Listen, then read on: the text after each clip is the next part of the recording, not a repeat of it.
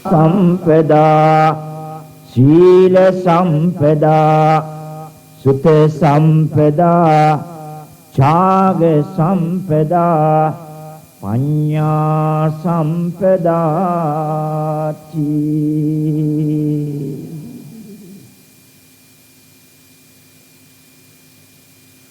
කාර්මික පින්වතුනි, අමරපුර මහා නිකායේ ඉද්දමල්ගොඩ විහාර පාර්ශ්වය ආරම්භ කරලා අවුරුදු 100යි. ඒ වගේම මේ විද්‍යාවර්ධන මහා පිරිවෙන් විහාරස්ථාන ආරම්භ කරලා අවුරුදු 100යි. අති ගෞරවනීය ඉද්දමල්ගොඩ විහාර පාර්ශ්වයේ මහා නායක රාජකීය පඬිත අති පූජනීය මඩලගම වජිරබුද්ධි මහා නායක මාහිමිපාණන් වහන්සේ කල්පනා කළා. පන්සලට අවුරුදු 100ක් පිරීම ඉද්දමල්ගොඩ විහාර පාර්ශ්වයට අවුරුදු 100ක් පිරීම මොන ආකාරයෙන්ද අනුස්මරණය කරන්නේ? මහා නායක හාමුදුරු කල්පනා කළා, මේ සිද්ධිය අනුස්මරණය කළ යුත්තක්. සතවර්ෂයක් පන්සල පටන් අරන් සතවර්ෂයක්. ඒ නිසා ධර්මදේශනා 100ක් පවත්වලා මේ සිද්ධීන් දෙකම නැවත නැවතත් අනුස්මරණය කරලා වැඩදායක මහා අනුස්මරණයක් බවට පත් කරා. අද 101 වෙනි ධර්ම දේශනාව. මේක දායකවරුන්ට ලැබිච්ච මහා ලාභයක්. ධර්ම දේශනා 100ක් ලංකාවේ චිර ප්‍රසිද්ධම ධර්මදේශකයන් වහන්සේලා වැඩම කරවලා උන්වහන්සේලාගෙන් බණහන්ට ලැබිච්ච එක ලොකු වාසනාවක්. අපේ මහා නායක මාහිමිපාණන් වහන්සේම මේ කාර්ය කළා නම් ඒක ලෙහෙසි පහසු වෙන්නේ නැහැ. ඒ මොකද අපේ අතිගෞරවනීය මඩලගම වජිරබුද්ධි මහා නායක මාහිමිපාණන් වහන්සේ මහා සංඝ රත්නය අතර ඊ타ත්ම ප්‍රියශීලී කාගෙත් ආදරය ගෞරවය ලබාගත් මහා නායක හාමුදුරුවෝ. ඒ නිසා මහා නායක හාමුදුරුවෝ ආරාධනාවක් කළොත් කවුරුවත් බෑ කියන්නේ නැහැ. ඒ ආරාධනාව කාටවත් අහක දාන්න බෑ. ඒ නිසායි ඒ සියලු දේශකයන් වහන්සේලා වැඩම කළේ. ඒ නිසා අපේ පන්සලේ මහා නායක මාහිමිපාණන් වහන්සේ වැනි සිල්වත් ගුණවත් උගත් මේ සෑම අංශයකින්ම පිරිපුන් මහා නායක මාහිමිපාණන් වහන්සේ වගේ කෙනෙක් වැඩ ඉන්න එක දායක දායිකාවන්ටත් මහා සතුටක්. ඉතින් හද මේ සූදානම් වන්නේ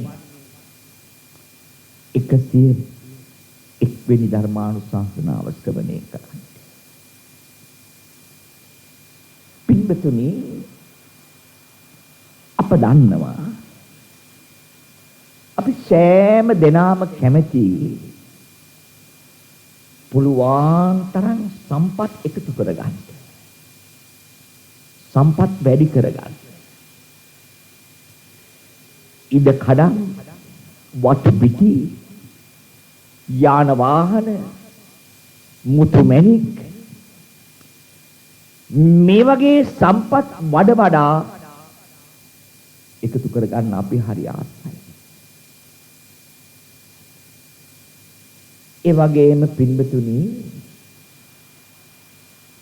අපේ රටේ සම්පත් වලින් පිරිච්ච රටක්. ස්වභාව ධර්මය ඕනෑවටත් වැඩි අපට සම්පත් දීලා තියෙනවා. මේ වර්ෂාව කියලා කියන්නේ පින්වතුනි රටකට සම්පතක්. සමහර රටවල් තියෙනවා අවුරුදු 25කට 30කට වෙහි පොදක් වැටිලා නැහැ. වැස්සක් දැකපුට මිනිස්සු ඉන්නවා. බොන වතුර ටික පිටරට වලින් ගේන රටවල් තියෙනවා. වැස්ස කියන්නේ සම්පතක්. හැබැයි අප විසින්ම ඒ සම්පත් විනාශ කරගෙන තිබෙනවා. එයි දැන් මේ පළාතේ පින්වතුනි මත්තනම ඉවක් බවක් නැතුව මැණික් ගරනවා. ගඟ හාරනවා, කඳු හාරනවා. එතකොට මේ එළදොල ගංගා මඩවලින් පිරෙනවා. එතකොට මේ වතුර බහින්න තැනක් නැහැ. ඒව ගම් වතුර බවට පත් වෙනවා. වැස්ස සම්පතක්. ඒ සම්පත අපි විනාශ කරගෙන කොළඹ ගත්තොත් පින්නතුනි කොළඹ ඔක්කොම වතුර බහගෙන යන තිබිච්ච වගුරු බිම් ඔක්කොම ගොඩ කරගෙන කොළඹ ඇලවල් වලට අපේ මිනිස්සු ගෙනත් දානවා පින්නතුනි කුණු ගෝනි පිටි බෙන්ස් කාර් එකේ ඇවිල්ලා කුණු ගෝනිය දියවන්නාවට දාලා යනවා. ඇලවල් කුණු වලින් පිරීලා. එතකොට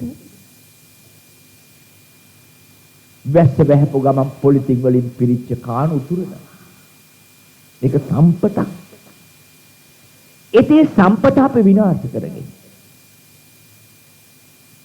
බලන්න පින්බතුනි ලංකාවේ තියෙනවා ස්වාභාවික දියඇලි 500කට වඩා. දියඇලි ඒවා රටකට සම්පත් පින්බතුනි. සිංගප්පූරුවට තිබුණා නම් දියලුම දියඇල්ල ඕකෙන් හම්බ කරනවා පින්බතුනි රටම හදන්න සල්ලි. එක දියඇල්ල. ඔය වටේ ඔක්කොම මල් වතු වවලා ක්‍රීඩාංගන හදලා හෝටල් හදලා බෝට්ටු සේවාවල් දාලා ඔය මුළු පළාතම සංචාරකයන්ගේ පුරවරයක් කරනවා. එක දියඇල්ලක් තිබුණා. බලන්නකො ඉතින් අපිට මොන දියඇලි තිබුණත් වැඩක් තියෙනවා පොලිතින් දාලා කෙල ගහලා චරා කරලා ඉතින් කිසිම ලස්සනක් නැහැ නේ. දැන් මේ සම්පත් පින්දසු සම්පත් වලින් වැඩ ගන්නෙ නෑ අපි. ගංගාවල් තියෙනවා පින්වතුනි ලංකාවේ 100 ගාණක් ගංගා. ඒ වගේම ලස්සන වනාන්තර. ඔය සිංහරාජ අඩවිය තියෙනව නේද? සිංහරාජ වනාන්තරය කියන්නේ මේ ලංකාවට තිබෙන මහා සම්පත. ලෝකෙ කොහෙවත් නැති කුරුල්ලෝ ඉන්නවා අපේ රටේ. ලෝකෙ කිසිම රටක නැති මාළු ඉන්නවා සිංහරාජ. ලෝකෙ කොහෙවත් නැති සමනල්ලු සර්පයෝ ඉන්නවා සිංහරාජ. ලෝකෙ කොහෙවත් නැති උඩවැඩිය මල් වර්ග තියෙනවා සිංහරාජ. වෙනින් රටකට සිංහරාජ වනාන්තරේ තිබුණා නම් පින්වතුනි ඕක හෝටල් හදලා සත්තු බලන්න පාරවල් දාලා මහ හෝටල් සංචාරකීන්ට හදලා මුළු ලෝකෙම ගෙන්න ගන්නවා අපේ මාළු පෙන්නන්න කුරුල්ලෝ පෙන්නන්න. අපි දන්නේ නැහැ අපේ වටිනකම. ඒ නිසා මේවා සම්පත් පින්නකේ රටකට තියෙන සම්පත්. ඒ වගේම ඇතෙකුට තියෙන සම්පත දල දෙක. දැක්කද පෙරේදා මැරිච්ච ඇතාගේ සද්දන්ත ඇතේ. ලොරියක පටවගෙන යනකොට ලොරිය කඩාගෙන වැටලා බෙල්ල හිර වෙලා මල. ඔය ඇතා පෙන්නලා පින්වතුනි කෝටි ගණන් අපිට හොයන්න තිබුණා. ඒක සම්පතක් නැති කරගන්නේ අපි. ඇතාට දලදක සම්පත. මොනරාට පිල් කලබ සම්පත. ඒ වගේ බුදුහාඳුරු වදාලා මිනිස්සෙක් නම් ඒ මිනිස්යාට මෙන්න මේ සම්පත් හතියෙන් තෝනේ. සද්ධා සම්පදා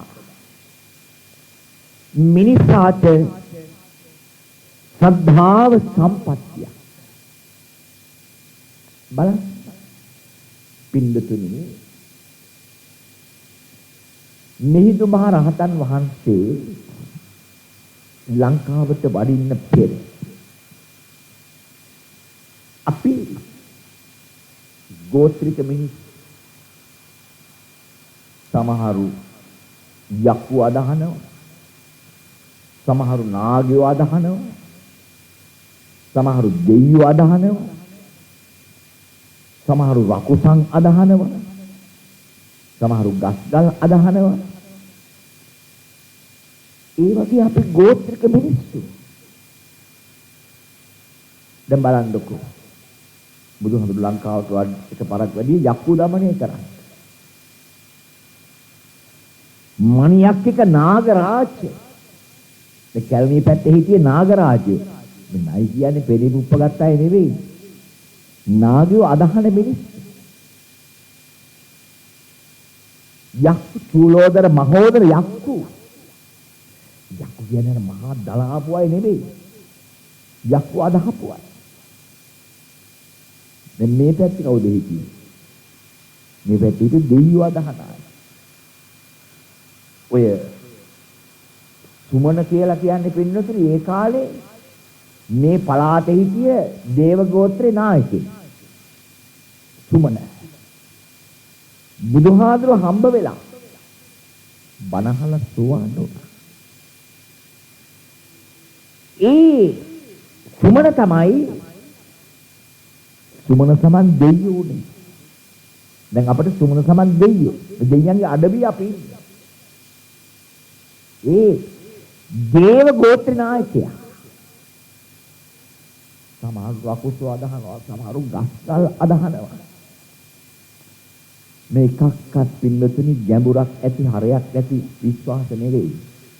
නිකන් නොදුණු ගෝත්‍රික ලක්ෂණ. ඒ වගේ රටකට මිහිඳු හාමුදුරුවෝ වැඩියා. මිහිඳු හාමුදුරුවෝ අපිට බුදුහාමුදුරුවෝ ගැන කියා දුන්නා.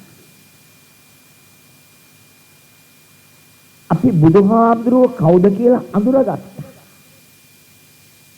යක්කු අදහපු අපි, දෙවියන් අදහපු අපි, ඒවා සියල්ලක්ම අතහැරලා බුදුහාමුදුරුවන්ගේ වටිනකම තේරුම් අරගෙන බුද්ධං සරණං ගච්ඡාමි කියලා බුදුහාමුදුරුවෝ සරණ ගියා. පිටුතුනේ ඒ බුදුහාමුදුරුවෝ සරණයන්ට ලැබීම අපට ලැබිච්ච මහා සම්පත්තිය. ඒ මොකද අද අපි ජීවත් වෙන්නේ පින්දතුනි දියුණු ලෝකෙක. මිනිහා දවසින් දවස අලුතෙන් හිතනවා දියුණු වෙනවා. දැන්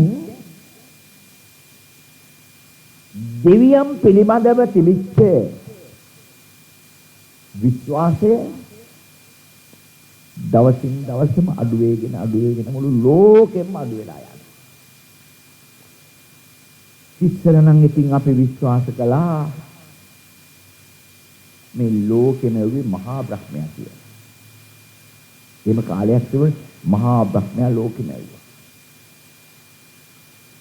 පිළිතුරේ මහා බ්‍රහ්මයා ලෝකෙ මවලා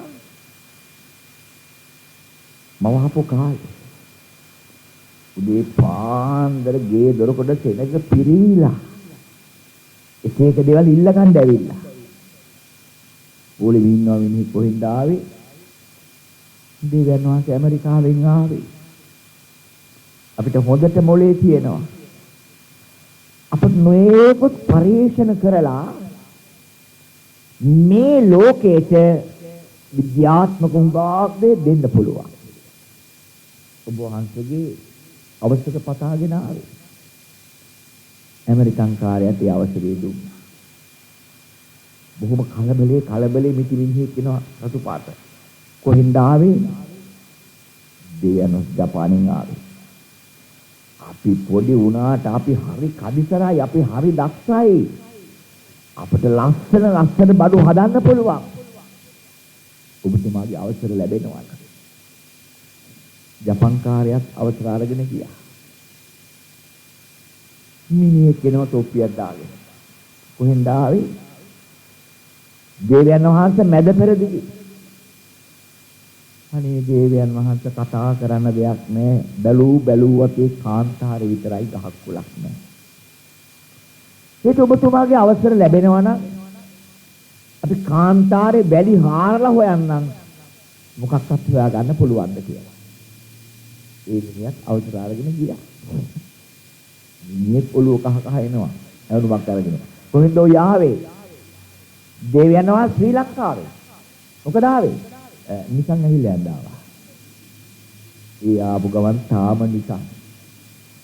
ඒ කියන්නේ වගතුවක් නැත්තේ අපිට.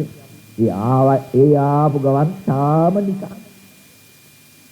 දෙයනේ මේ තරම් සරු පොළොවක් තියාගෙන කන්න ටික හදා ගන්න බැරි වුණා තාම අපිට. මේ ලෝකේ දැන් කාන්තාර දියුණු වගා කරලා ඉවරයි. මේ තරම් කනකොළ වැවෙන රටක් තියාගෙන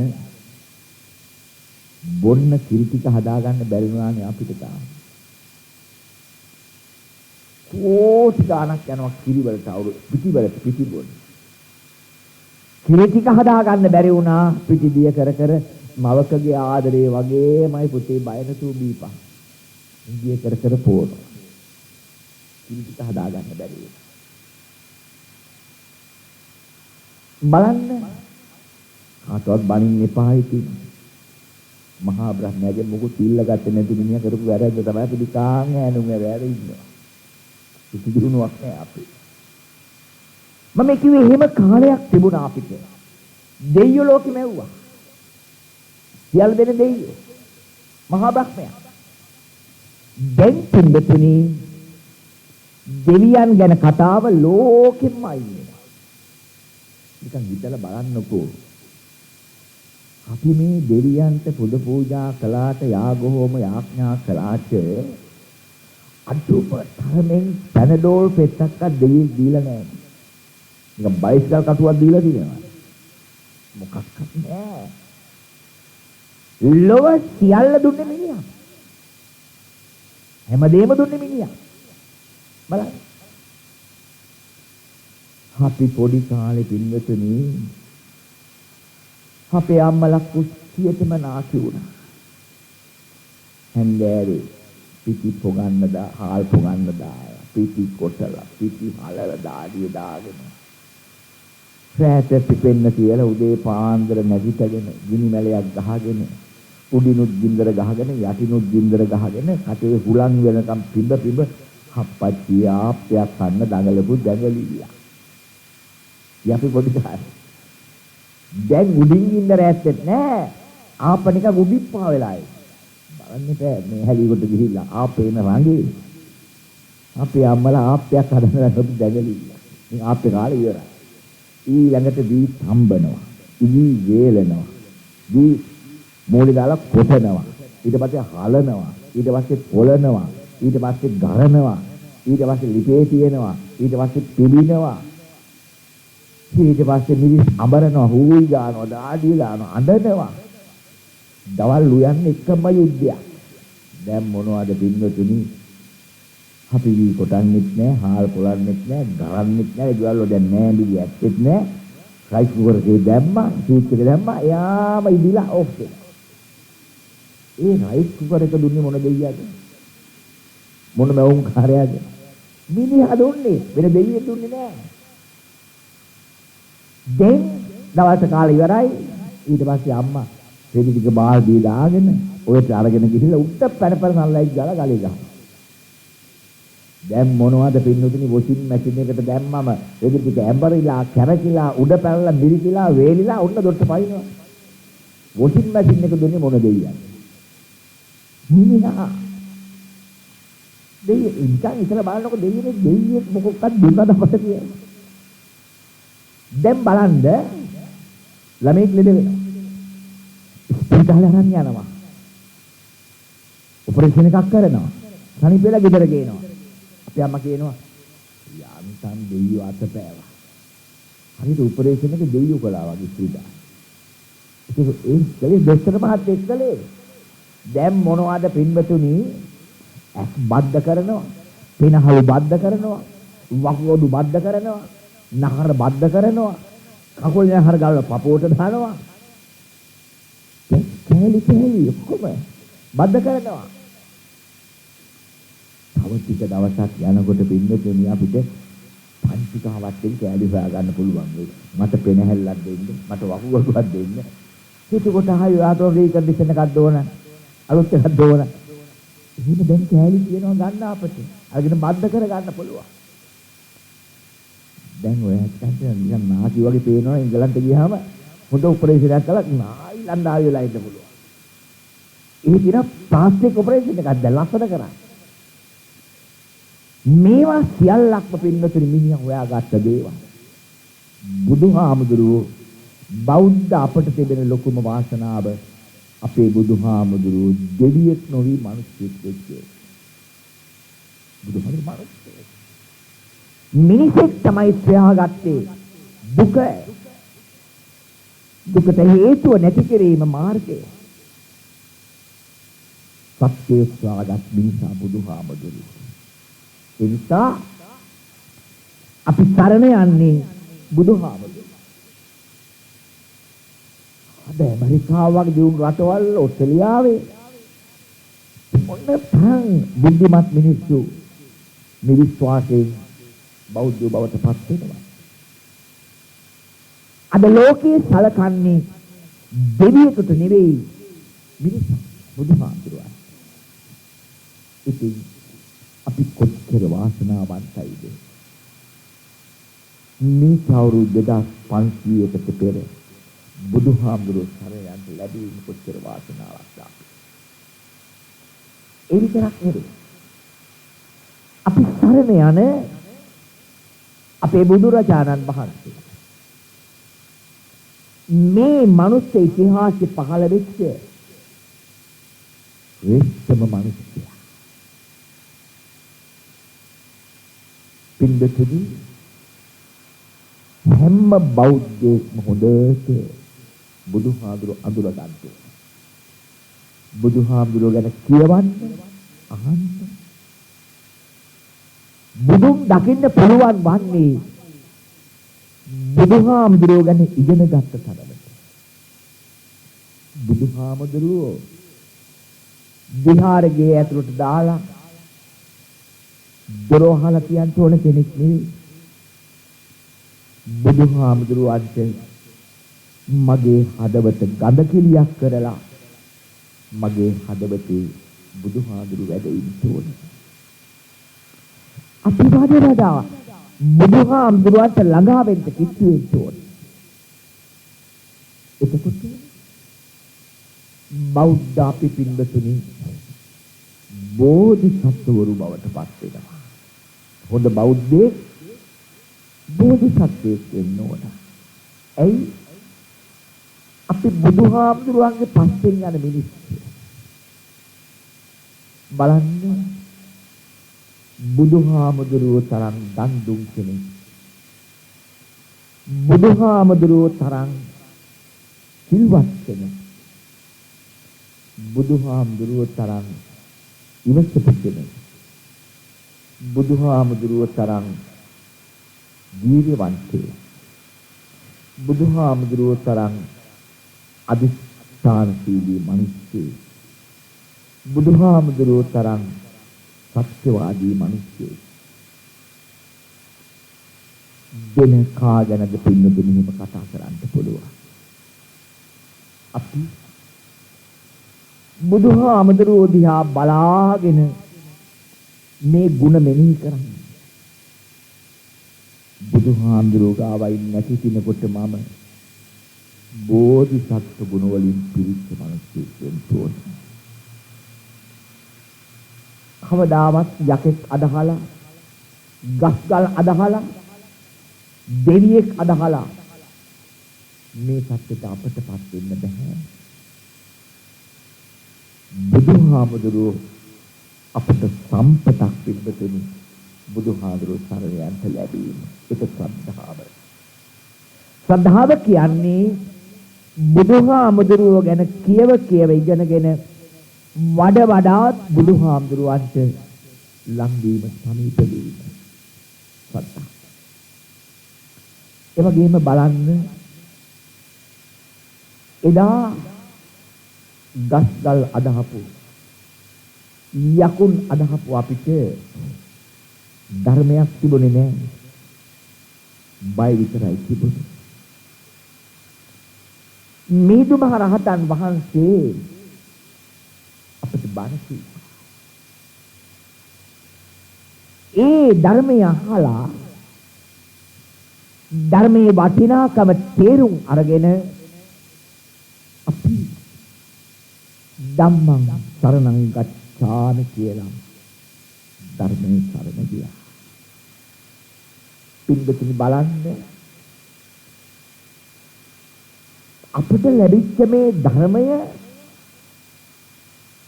අපිට ලැබිච්ච මහා සම්පත්තිය. ඒ මොකද මේ රට හැදුවේ, මේ රටේ මිනිසා ධාර්මික මිනිසෙක් කලේ ධර්මය. බලන්න එදා අපේ රටට නමක් තිබුණා, ධර්මදීපේ කියලා. මේ වගේ හොඳ මිනිස්සු ලෝකේ තවත් රටක ජීවත් වෙන්නේ නැහැ. අපි හරි හොඳ මිනිස්සු. ඒ හොඳකම අපට ලැබුණේ අපි මේ ධර්මයත් එක්ක ජීවත් වෙච්ච නිසා. අපි යුතුයකම් දන්න જાතියක් කළා. අපි පින්පව් දන්න જાතියක් කළා. අපි හොඳ නරක දන්න જાතියක් කළා. අපි මේ ලෝකෙ විශිෂ්ට જાතියක් බවට පත් කළේ මේ ධර්මයෙන් පිටත. බලන්න අද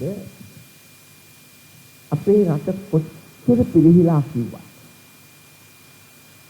තවත් ලෝකෙ වෙනත් මිනිසුන් ළඟ නැති ගුණධර්ම රාශියක් අපි ළඟ තියෙනවා ඉතුරු වෙලා. කිසිකව. ලෝකේ පින්නතුනි මේ වගේ අම්මා තාත්තට සලකන જાතියක් තවත් දකින්න නැහැ.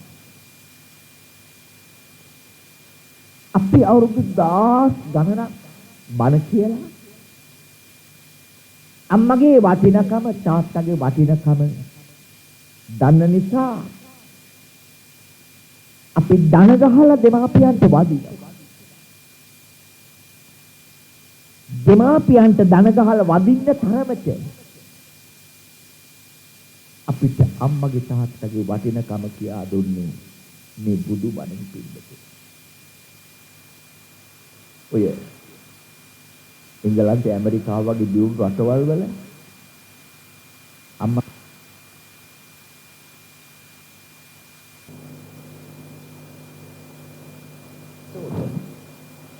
අපි දෙන්නත් නිදහසේ ඉන්න ඕන. එංගලන්තේ ළමයි අවුරුදු 18 වෙනකන් වෙන්නේ නැහැ 12 වෙනකොට යන්න යනවා. ආයි 4 මායමට එන්නේ නැහැ බලන්න. අනේ නාකි වුණාම පින්නතුනි කාත් කවුරුවත් නැහැ. ගෙවල් ඇතුලින් මැරිලා යනවා. මහලු බඩන් වල මැරිලා යනවා. මොකද එහෙම ධර්මයක් ඉගෙනගෙන නැහැ ඒගොල්ලෝ. ඒ දෙමව්පියන්ගෙත් එහෙම බලාපොරොත්තුකුත් නැහැ ළමයින්ගේ. එහෙම වෙන්නේ නැහැ.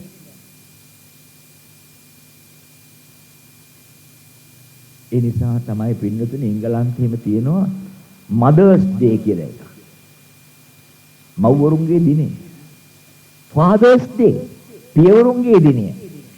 එහෙම දාගත්තේ වෙන මොකටවත් නෙවෙයි. අඩු ගානේ අවුරුද්දකට සැරයක්වත් ඇවිල්ලා මූණුවක් තිබලා යනවා. ඉන්න තරකින් කාඩ් එකක්වත් එවනවා අම්මගේ දිනේ කියලා. එහෙම නැත්නම් දකින්න හම්බ වෙන්නේ නැහැ ළමයි කවදාම. ඒක සැලකිල්ලක් නේ. ඒ වගේම පින්බතුනි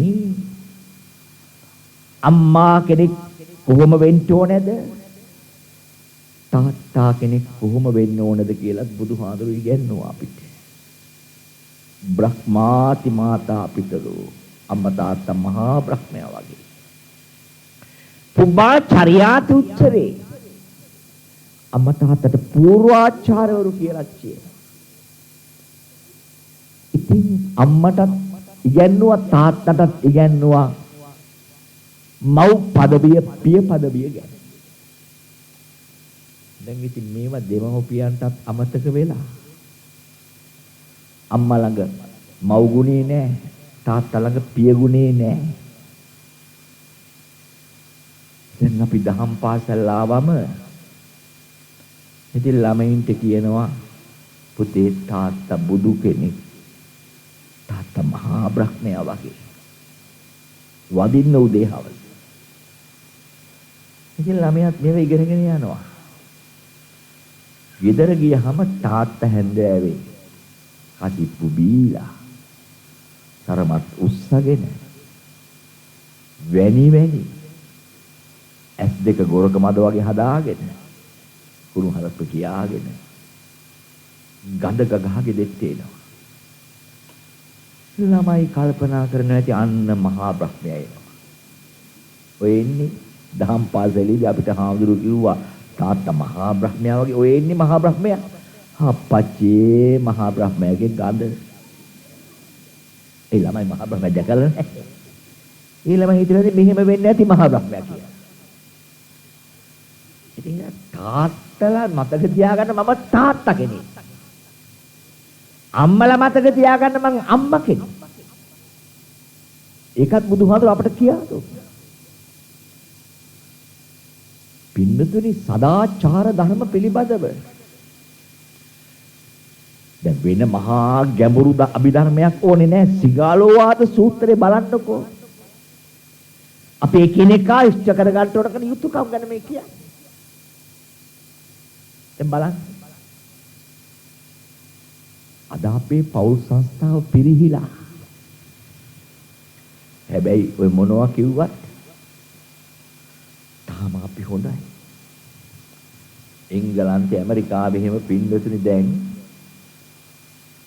මේ දෙන්න අතර කිසිම සම්බන්ධයක් නැහැ. විවාහ වුණාද? බස් එකේ ගියත් ටිකට් එක ගන්න වෙන වෙනම. එකට ගත්තත් ආපු ගමන් සල්ලි ඉල්ල ගන්න. දෙන්න ගෙදර මාරුවෙන් මාරුවට උයන්නේ. පුරුෂාධිපත්‍යයට අපි යට වෙන්නේ නැහැ කියලා. පොඩ්ඩ වර්ධනවා දික්කහදා වුණා. පොඩ්ඩක් වර්ධිච්ච ගමන් දික්ක සාද වෙනවා. ළඟදී පත්තරේදීම දැක්කද මේක මහත්තයෙක් මේ 54 වෙනි වතාවට විවාහ වෙනවා. ඒ පත්තරේ කියවලත් දැන් අවුරුද්දක් විතර ඇති මං. දැන් කොහොමද 60 වතාවක්වත් බඳලා ඇති. ඒ හරි සාමාන්‍ය දෙයක්. එහෙම දිගට යන පවුල් නෑ. බොහොම ඉක්මනට කඩා වැටෙනවා. නමුත් අපි එහෙම නෙවෙයි. අපිට උගන්වලා තියෙනවා අඹුසැමි දෙන්න කොහොමද බැදීමෙන් ජීවත් වෙන්නේ කියලා. තාමත් අපේ මතක සටහන් වල තියෙනවා පිළිබඳ. දැන් බලන්න යුරෝප රටවල් වල වැඩියෙන්ම සිගරට් බොන්නේ වැඩියෙන්ම කුඩු බොන්නේ පිරිමි නෙවෙයි. තරුණ ගැහැණු ළමයි. ප්‍රියට සිගරට් බොනවා. ප්‍රියට කුඩු බොනවා. තාම දැක්කද පින්නතුනේ ඇහැලි වීඩියෝ පැත්තේ අපේ ගෙවල් ළමයි සිගරට් එකක් බිබී යනවා. කවදාවත් දැකලා තියෙනවද? අපේ ගෙවල් ළමයි සිගරට් එකක් බොනවා දැකලා තියෙනවද? නේද? එහෙ ගිහින් බැලුවමයි අපේ ළමයින්ගේ වටනකම තියෙන්නේ. තාම අපි හොඳයි. මොන රෝකෙද පින්නතුනි ගුරුවරයාට දන ගහලා වඳින්නේ? අපි විතරයි. මෙන්න මේ වගේ මොනතරම් සදාචාර ධර්ම ගොඩක් අපේ ජාතියට උරුම වෙලා තිබෙනවද? මේ වටිනා ධර්ම. ඒ වගේම අපි පවට බය ජාතිය. පුංචි කාලේ ඉඳලා අපි පව් කරන්න බයයි. සතෙක් මරන්න බයයි. අපි පොඩි කාලේ ඉඳලා පිනට කැමති ජාතියක්. ඒ පින්පව් දන්න ජාතියක් අපි. අපිට පින්පව් ඉගෙනුවෙත් මේ ධර්මයේ. මොනතරම් වටිනා ධර්මයක් අපට තිබේ. මේ ධර්මයේ සම්පතක් පින්වතුනි. හැබැයි බණ 100ක් ඇහුවත් වැඩක් නෑ පින්වතුනි. මේවා ටිකක්වත් අපි ළඟ නැත්තම් නිකන් අහලා අපි පිට වෙලා යනවා නම් ටිකක් සාදු කියලා. අද මේ හුඟ දෙනෙක් බණ අහන්නේ පින්වතුනි බණ ඇහුවම පින් සිද්ධ වෙනවා. වැඩි හරියක් බණ අහන්නේ වයසක ඇත්තෝ විතරයි. ඒ ඇත්තෝ බණ අහන්නේ ඇහෙනවටත් නෙවෙයි. මතක හිටින්නත් නෙවෙයි. බණ ඇහුවම පින් සිද්ධ වෙනවා. පින් සිද්ධ වුණාම දිව්‍ය ලෝකෙන් පර්චස් 15ක් 20ක් ගන්න පුළුවන්. අන්න ඒ බලාපොරොත්තුවයි අපි කායිකාගේ තියෙන්නේ. නැතු මේ බණ අහලා මේකෙන් මට මගේ ජීවිතේට යමක් ගන්න පුළුවන් කියන හැඟීමක් නැහැ.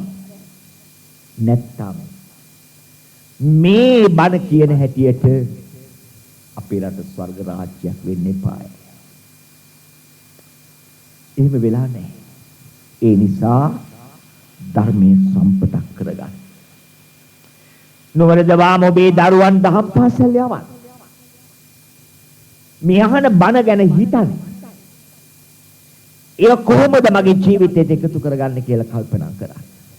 එතකොට ඔබට සම්පතක් රත්නපුරේ ඇහැලියගොඩ මුතුමැණික් වගේ මේ රටේ තියෙන සම්පත් වලින් වටිනාම සම්පතක් මේ උතුම් ධර්මය. ඔබ බෞද්ධයෙක් බව අනික් අයට පේන්න ඕන පිළිබඳ. අපි බෞද්ධ බව පේන්න ඕන. රට පුරා තැබෑරුම් තියෙනවනම් රට පුරාම රේස් පොළවල් තියෙනවනම් ඉතින් අපි මොකෙන්ද අඳුරගන්නේ මේක බෞද්ධයින් රටක් කියලා. ඒව නැති රටක් වෙන්න ඕන. අනේ ඒ නිසා ධර්මයේ කෙරෙහි ශ්‍රද්ධාව වැඩි වෙනවා හොඳට බණ අහන්න. ඒ කියන්නේ හිතන්න. ඒ වගේම පින්වතුනි මිහිඳු හාමුදුරුවෝ ලංකාවට වැඩියේ ඉත්තිය උත්තිය සම්බල බද්දසාල සුමන සාමණේර බණ්ඩුක උපාසක කියන මේ පිරිසත් එක්ක. එතෙක් අපි කවුරුවත් කහ සිවුරක් දැකලා තිබුණේ නැහැ. ප්‍රථම වතාවට සිවුරක් දැක්කේ එදා. එදා සිවුර දැක්ක විතරක් නෙවෙයි. බණ්ඩුක උපාසක ලංකාවේදී මහාන කළා. සුමන සාමණේරයන් වහන්සේ උපසම්පදා කළා. එයි මිහිඳු හාමුදුරු බුද්ධාගම අපට අඳුන්වා දෙන්න එපාය. බුදුහාඳුරෝ ගැන කියා දුන්නා. ධර්ම රත්නය ගැන කියා දුන්නා. දැන් හාමුදුරුවෝ කවුද කියලා අපට කියා දුන්නා.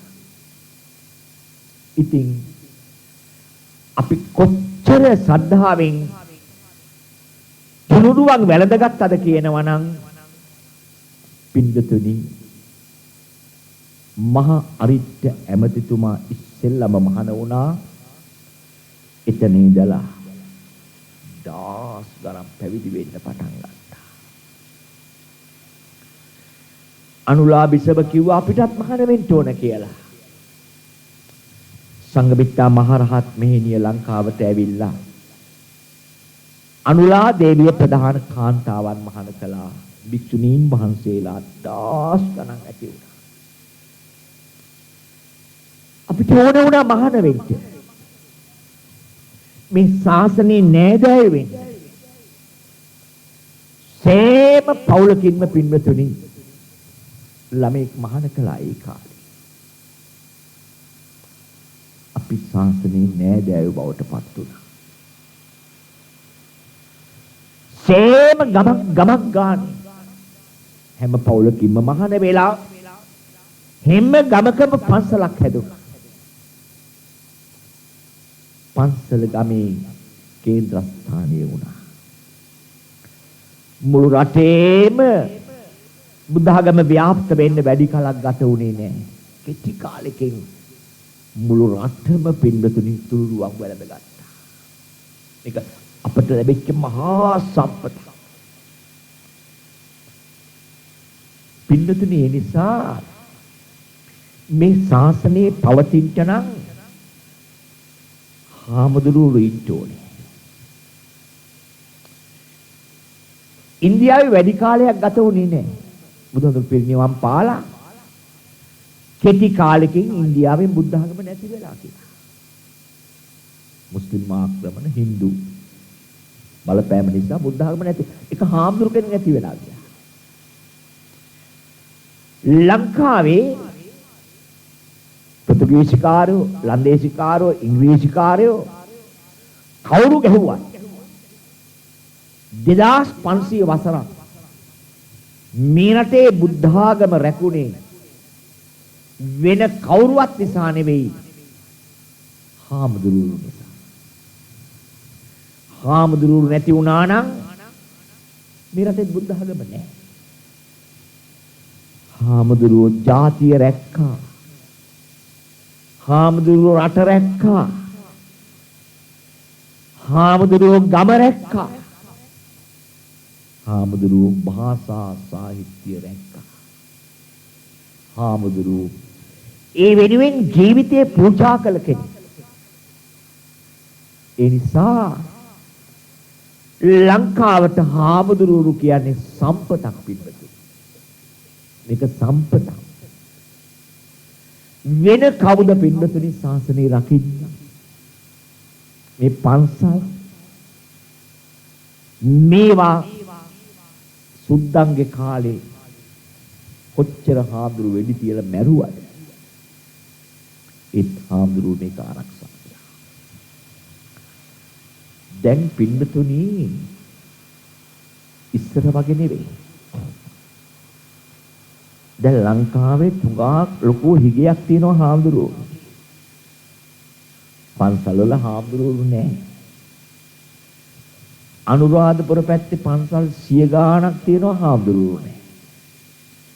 ඒවා නිදන් හොරු කඩලා විනාශ කළා දාලා. දැන් ළමයි මහාන වෙන්නේ නැහැ. ඉස්සර වගේ ළමයි මහාන වෙන්නෙත් නැහැ. ඉස්සර වගේ අම්මලා තාත්තලා ළමයි දෙන්නෙත් නැහැ. මෙහෙම ගියොත් වැඩි කලක් මේ රටේ ශාසනය පවතින්නේ නැහැ පිළිබඳ. ඒ නිසා අපේ අම්මලා තාත්තලා කල්පනා කරලා එක දරුවෙක් හරි ශාසනයට පූජා කරන්න. දැන් ඉතින් ළමයි ඇත්තෙත් නැහැනේ දෙයියනේ. අපි දෙන්නයි දරු දෙන්නයි පුංචි පවුල රත්තරන්. ඒ නිසා ඉතින් අපි පොඩි කාලේ නම් පිටුදින අපේ ගෙවල් වල ළමයි 7ක් 8ක් හිටියනේ. 7ක් 8ක් හිටියා කිසි අගෙහි ගියෙකුත් නැහැනේ අපිට. අපිට මහ පෝසත් අය නෙවෙයි. හැබැයි 3 වේල හොඳට කෑවා. ගහකොළේ හොඳට පළතුරු තිබුණා. අපිට ඉහෙන් බහින ඉඩකුත් නැහැ.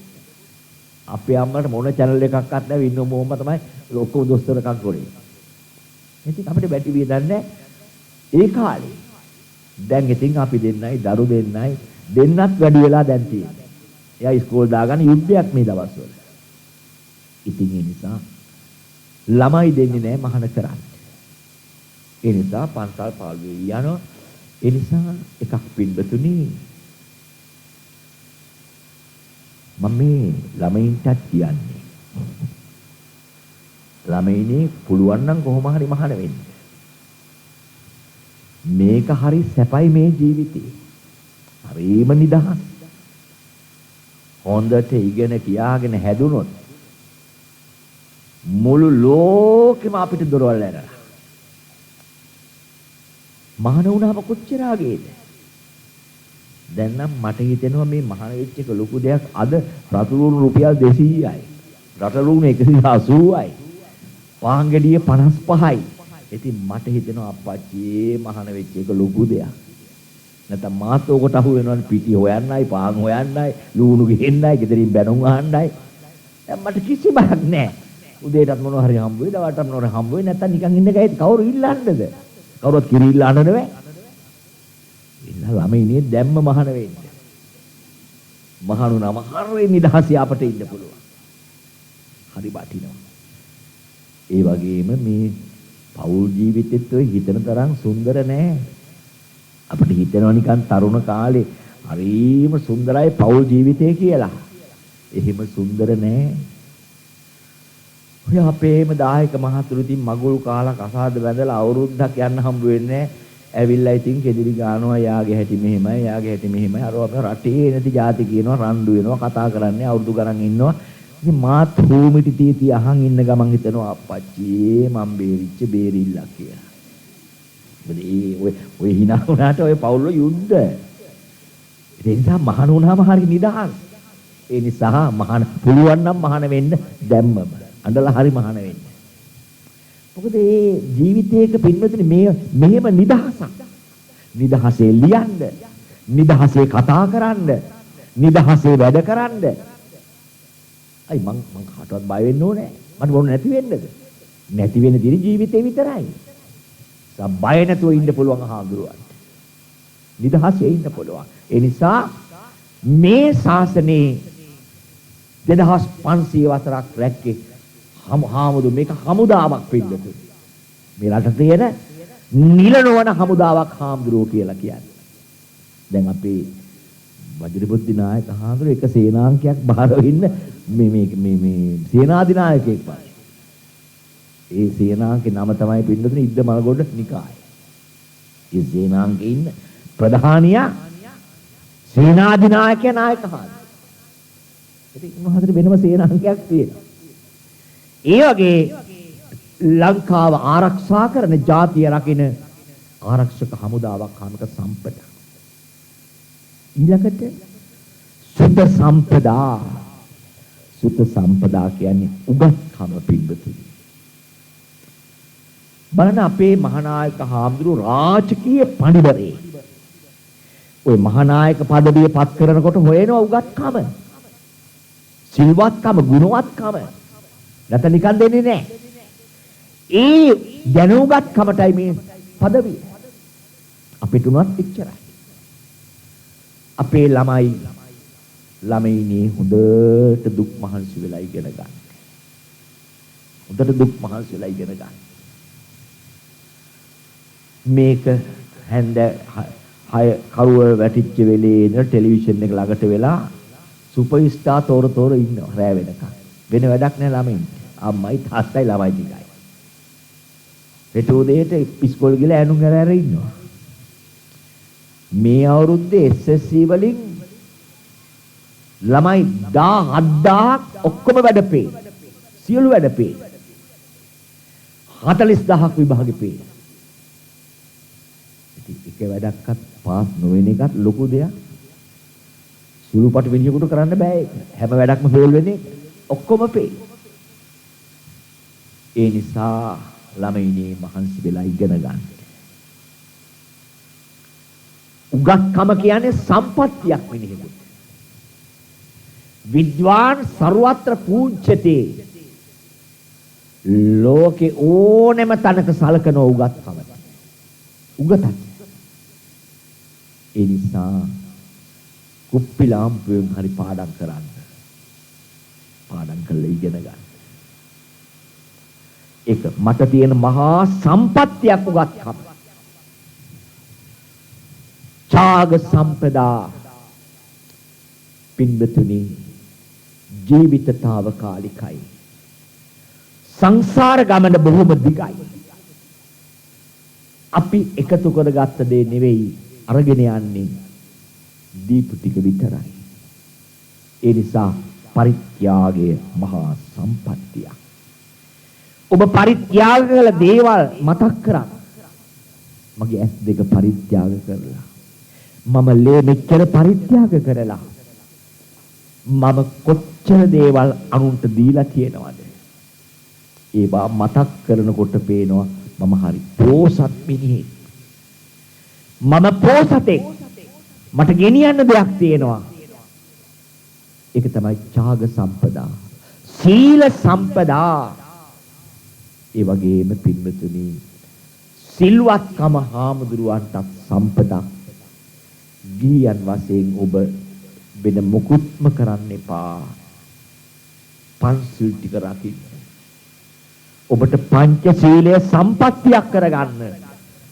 කාටවත් හිංසා නොකිරීම, හොරකමක් නොකිරීම, දුරාචාරයේ නොහැසිරීම, බොරු කේලම් නොකීම, මත්පැන් වලින් තොර වීම.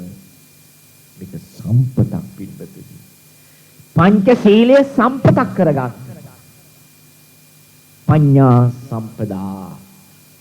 නිවන් අවබෝධයයි අපේ එකම පරමාර්ථය. පඤ්ඤාවන්තස්සායන් ධම්මෝ නායන් ධම්මෝ දුප්පඤ්ඤාස. බුදුබණ මෝඩයින්ට ඇති වැඩක් නෑ. මේක ප්‍රඥාවන්තයෙන්ගේ ආගමක්. අපි කවදා හෝ දවසක මේ සියල්ල අනිත්‍ය බව, දුක් බව, අනාත්ම බව අවබෝධ කරගන්න ඕනේ. ඒ සත්‍ය දකින්න පුළුවන් වන්නේ ප්‍රඥාවන්තයින්ටයි. ප්‍රඥාව සම්පතක් කරගන්න. ශ්‍රද්ධාව ඔබට සම්පතක් වේවා. සීලය ඔබට සම්පතක් වේවා. උගත්කම ඇසූ පිරූ තැන් ඇති බව ඔබට සම්පතක් වේවා. පරිත්‍යාගය ඔබට සම්පතක් වේවා. ප්‍රඥාව ඔබට සම්පතක් වේවා. මේ සම්පත් වලින් පිරි උදාර ජීවිතයක් ගොඩනගාගෙන මගේ මෙලව ජීවිතය සාර්ථකයි කියා සැනසී මතු සංසාර ගමනේද දෙව් මිනිස් සැප ලබා කෙලවර සෑම දිනාටම අමා මහ නිවනින් සැනසෙන්නට හේතු වාසනා වේවා කියා ප්‍රාර්ථනා කරා.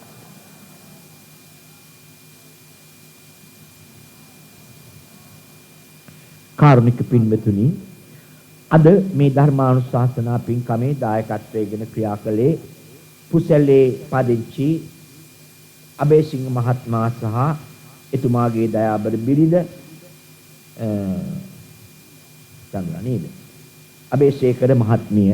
ඔබ දෙපළ තාමත්ම ශ්‍රද්ධාවෙන් මේ පින්කමේ දායකත්වය අරගෙන ඔබ දෙපළත් බණ අහලා වෙහි නොතකා බණ අහන්න ආපු විශාල පිරිසකට ධර්ම දානයක් පූජා කළා, දහම් පඬු පූජා කළා. මේ සියලු පින් අබේසිංහ මහත්මයාගේත් ඒ වගේම චන්ද්‍රා අබේසේකර මහත්මියගේත් නමින් ජන්මාන්තර ගත වෙච්ච ඒ මීට වසර 2කට පෙර පරලොව ගිය පියාණන්ට, මීට වසර 6කට පෙර පරලොව ගිය මෑණියන්ට, මීට වසර 3කට පෙර පරලොව ගිය ඒ මෑණියන්ට පියාණන්ට ඔබ දෙපළගේම දෙමාපියන්ට මේ පින් ලැබේවා.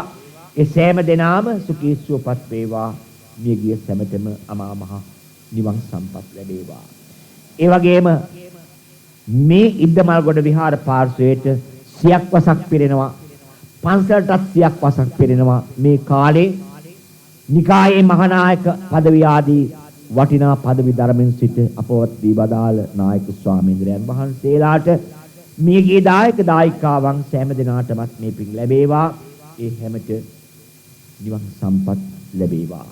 ඒ වගේම ඉන්ද්‍රාණී අබේසේකර චන්ද්‍රාණී අබේසේකර මහත්මියගේ මේට වසර 25කට පෙර මියගිය පියාණන්ට වසරකට පෙර පරලොව ගිය මෑණි ඔබ දෙපළගේම දෙමව්පියන්ට පින් දෙන්නයි පින්කම කළේ.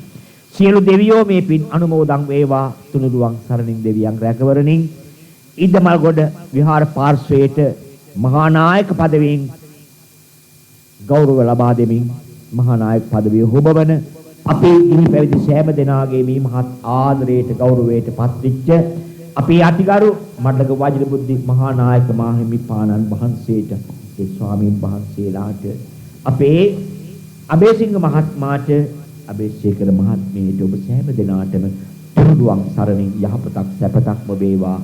සියලු දෙවියන්ගේ ආශිර්වාදය ඔබට ලැබේවා. දෙවියන්ටත් බණ ඇසූ සෑම දෙනාටත් කවදා හෝ ධර්ම අවබෝධයෙන් අමා මහ නිවන් සම්පත් ලැබේවා කියා ප්‍රාර්ථනා කරන්ට. ආකාසට්ඨා ච බුම්මට්ඨා දේවානාගා මහිද්దికා පුඤ්ඤන්තං අනුමෝදිත්වා චිරං රක්ඛන්තු ලෝක සාසනං. ආකාසට්ඨා ච බුම්මට්ඨා දේවානාගා මහිද්దికා පුඤ්ඤන්තං චිරං රක්ඛන්තු ලෝක සාසනං. ආකාසට්ඨා ච බුම්මට්ඨා දේවානාගා මහිද්దికා පුඤ්ඤන්තං අනුමෝදිත්වා චිරං රක්ඛන්තු ලෝක සාසනං. හැමතෙම ශාන්ත වූ නිවන් සුව ලැබේවා. සාදු සාදු සාදු. පින්වත්නි, ධර්මදේශනා 101ක් මේ ස්ථානයේ පවත්ලා තියෙන එක සත්‍යයක්. ඒ ධර්ම ශක්තියේ බලයෙන් අපේ ධර්මදේශකයන් වහන්සේට සතවර සාධි කාලයක් මේ විදිහේ සම්බුද්ධ ශාසනය ආලෝකවත් කිරීමට, ධර්ම දේශනාවෙන් රට පිබිදීමට, බෞද්ධ තත්ත්වයේ දිනු කිරීමට ශක්තිය, ධෛර්යය, බුද්ධිය, වාසනාව උදා වේවා.